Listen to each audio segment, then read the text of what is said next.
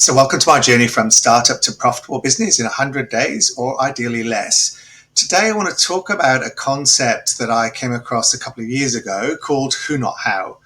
So it's based on a book by Dan Sullivan and Benjamin Hardy.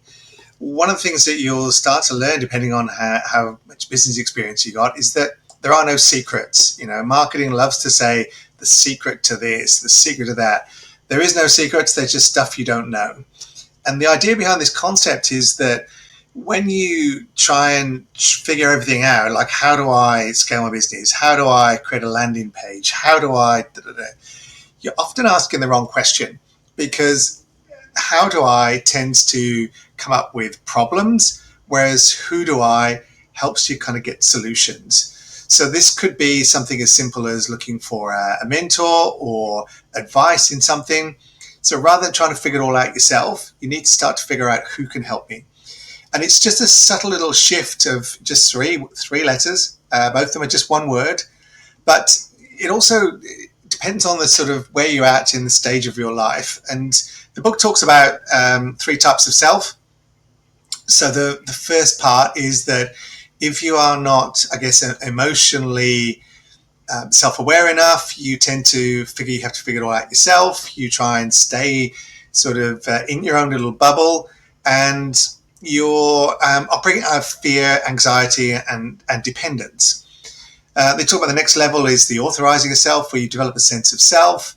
But the true mastery is kind of transforming self. So rather than you thinking that I just want to create this piece of pie, you start to figure out how can I collaborate, work with other people and get different viewpoints, and maybe we grow a bigger pie than I could do on my own. This ties into the idea of co-founders, collaborating with people on projects, and just actually having a different view of the world and the ability to trust people and the ability to reach out to people who are much better at doing some of the things that you can't do. The same thing applies into intelligent resourcing. I always look at what do I really like to do and who else can do something better than me. So it's always who rather than kind of how. The whole book really is just a psychological shift and a change. There's a really nice little filter here that you can download the PDF and start to have a look at your impact filter. Because let's be honest, I shared this before, 97.3% of small businesses, that's a technical term here in Australia, are under 19 staff. So we all look at the Elon Musk's and the big, really big companies, Uber, doesn't matter, Meta.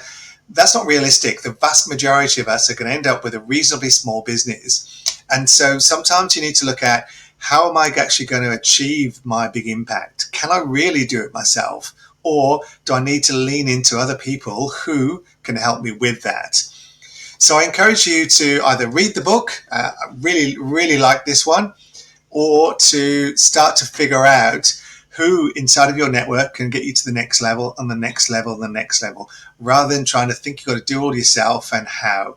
So I hope you enjoyed this perspective on ways that you can grow your business with a who versus how framework. Thanks for watching.